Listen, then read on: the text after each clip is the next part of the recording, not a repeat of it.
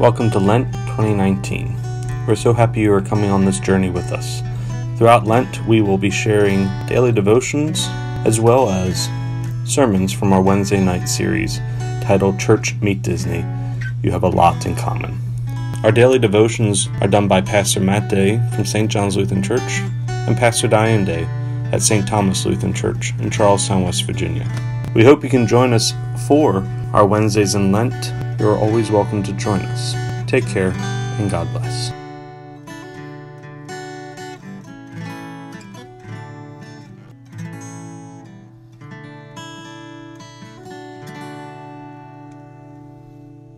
Good morning, everyone. I have the pleasure of doing the first Lenten devotion.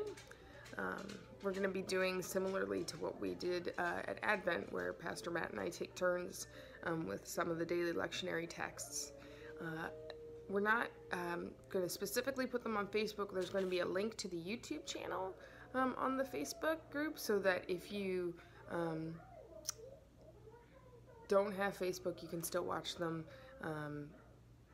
But for our folks that don't have Facebook, they can still get the devotions. But we'll put the link on our both Facebook page for St. Thomas and St. John's. So let me dive in. I got the reading for today is Exodus 5:10 through 23. Some background so you know what's happening when there's a reference. Moses has gotten the burning bush mission, has returned to Egypt, and has teamed up with his brother Aaron to deliver the message to Pharaoh to let the Israelites worship God. And Pharaoh doesn't like this message and now makes things harder for the Israelites. So we start with verse 10. So the taskmasters and the supervisors of the people went out and said to the people, "Thus says Pharaoh, I will not give you straw. Go and get straw yourselves wherever you can find it, but your work will not be lessened in the least." So the people scattered throughout the land of Egypt to gather stubble for straw. The taskmasters were urgent, saying, "Complete your work, the same daily assignment as when you were given straw."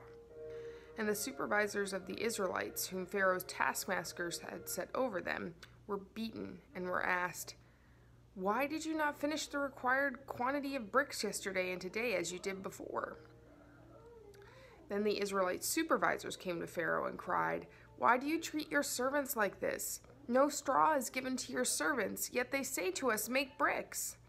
Look how your servants are beaten. You are unjust to your own people." He said, "You are lazy, lazy. That is why you say, 'Let us go and sacrifice to the Lord.' Go now and work, for no straw shall be given you, but you shall still deliver the same number of bricks." The Israelite supervisors saw that they were in trouble when they were told, "You shall not lessen your daily number of bricks." As they left Pharaoh, they came upon Moses and Aaron, who were waiting to meet them. They said to them, "The Lord look upon you and judge. You have brought us into bad odor with Pharaoh and his officials, and have put a sword in their hand to kill us." Then Moses turned again to the Lord and said, "O Lord, why have you mistreated this people? Why did you ever send me? Since I first came to Pharaoh to speak in your name, he has mistreated this people, and you have done nothing at all to deliver your people."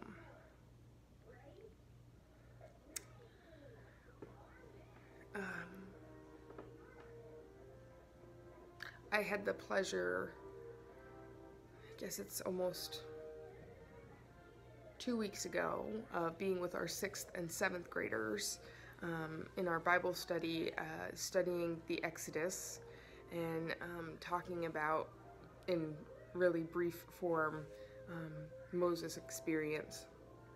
And it was really eye-opening to talk with the 6th and 7th graders to see how they view this story and Moses' calling. But it's very interesting and sad to see how the Egyptians treat the Israelites. They say they're lazy. That's why they want to leave. this whole worshiping your God thing, isn't it? They're just lazy and they don't want to do the work. And there's a great misunderstanding because of lack of humility. And I mean, we hear earlier, God said, I'll harden the Egyptians' hearts. But how often, even in our own work environments, do we have misunderstandings and misconceptions about people? Whether that be even supervisors that we work for, or that our supervisors have about us, or that we have for fellow coworkers. This all surrounds a big misunderstanding of what's really important, that the Israelites are asking to go to worship their God, something central to their being. And in this misunderstanding, they just heap more work onto the Israelites. They're not going to even give them straw. They need to make the same amount of bricks, but now, and get straw, because we're not giving you that to make bricks. How often do we misunderstand our neighbor? It could be in work-related things. It could just be in general. How often do we misunderstand why people are coming to our country? How often do we misunderstand why people aren't able to work because we don't know their story? How often do we misunderstand our supervisors who sometimes are just doing the job they've been given to do because that's what they were told to do by someone higher up and they're stuck in the middle? How often do we misunderstand? And how does that keep us from understanding and loving our neighbor? Let us pray. Loving God, in this season of Lent, you call us to examine what keeps us from your love, what keeps us from our relationship with you, and what keeps us in that expression of love from sharing it with our neighbor. Help us today to examine and think about our relationships with our neighbors. Help us to listen and to learn and to be intentional about that so that we don't misunderstand what's behind motivations. Help us to examine our own motivations and to learn and grow in our love for our neighbor.